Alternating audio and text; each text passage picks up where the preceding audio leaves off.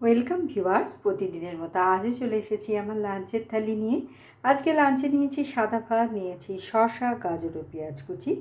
Salad হিসাবে নিয়েছি এক টুকরো লেবু। প্রথম পাতে খাওয়ার জন্য নিয়েছি পুঁই পাতা ভাজা, যেটা আমি কালো জিরে ও শুকনো লঙ্কা ফোড়ন দিয়ে নুন হলুদ ও সামান্য মিষ্টি দিয়ে রান্না করেছি। নিয়েছি ঢ্যাঁড়স ও আলু চচ্চড়ি, ফোড়ন দিয়ে শুকনো লঙ্কা দিয়ে ছোটো টুকরো করে কাটা আলু ও ঢ্যাঁড়স দিয়ে নুন হলুদ সামান্য মিষ্টি দিয়ে ঢেকে ঢেকে নরম করে এই চচ্চড়িটা আমি বানিয়েছি।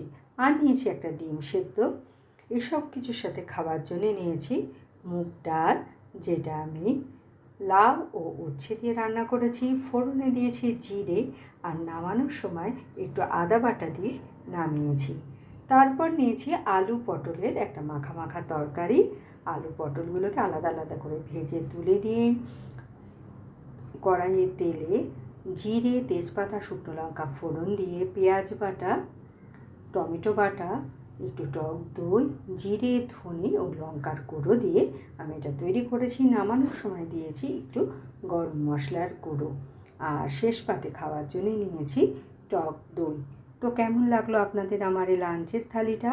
ভালো লাগলে লাইক, শেয়ার এবং সাবস্ক্রাইব করবেন আমার চ্যানেলকে। Thank you for watching.